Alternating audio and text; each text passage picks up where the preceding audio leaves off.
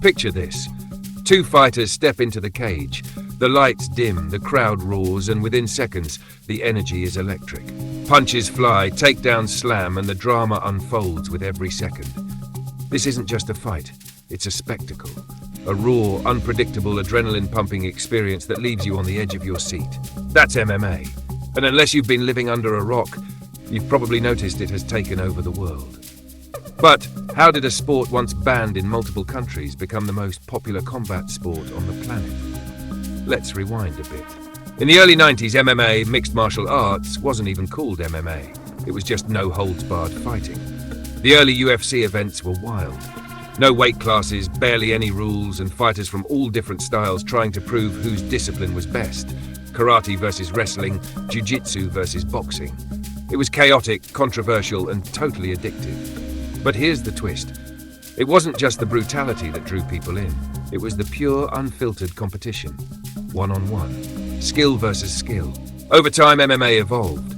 Rules were added, weight classes introduced, gloves became mandatory, and athletic commissions stepped in to regulate. What started as a brutal free-for-all transformed into a legitimate, highly respected sport.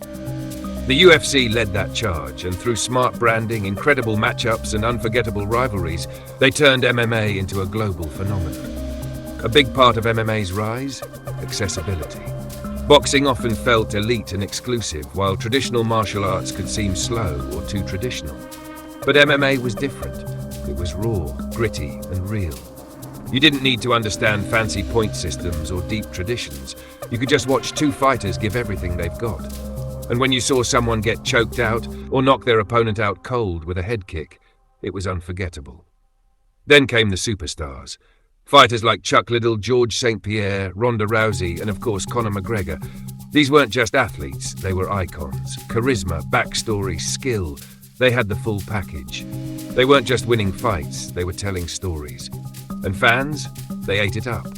Pay-per-view numbers exploded, social media buzzed. Suddenly, MMA was everywhere. And speaking of you, the fans, I want to take a second and say this. Thank you. Seriously. Because you're the reason MMA blew up the way it did.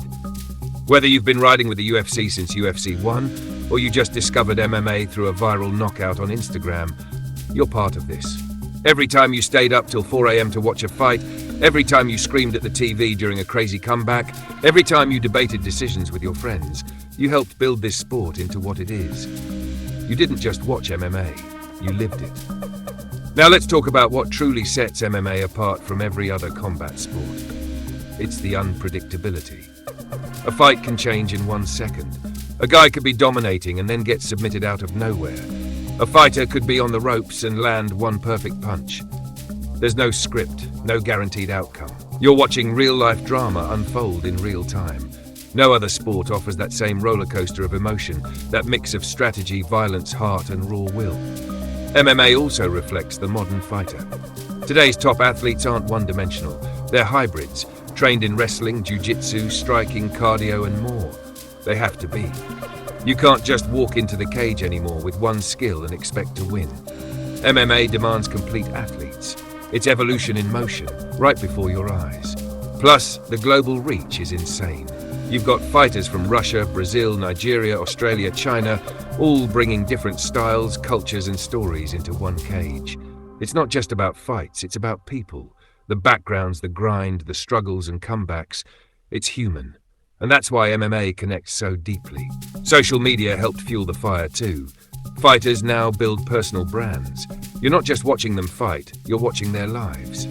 Their training, their diets, their behind-the-scenes moments. You feel like you know them. That kind of access creates loyalty. It turns casual viewers into lifelong fans. And don't forget the promotions. While the UFC leads the way, others like Bellator, One Championship, and PFL are expanding the reach and offering different flavors of the sport. More events, more variety, more chances to fall in love with MMA. The competition among promotions pushes everyone to level up, and that only benefits us, the fans. So yeah, MMA didn't become the biggest combat sport overnight. It was a long, gritty climb. From the early days of blood-soaked octagons to sold-out stadiums and international pay-per-views, it took evolution, resilience, and passion from fighters, promoters, and fans alike. And now, It's not slowing down anytime soon. The future of MMA is bright, diverse, and more global than ever. New stars are rising, new stories are being written, and you, reading this right now, you're part of that legacy. So the next time someone asks why MMA is the biggest combat sport in the world, you can just smile and say, because it's real, it's raw, and there's nothing else like it.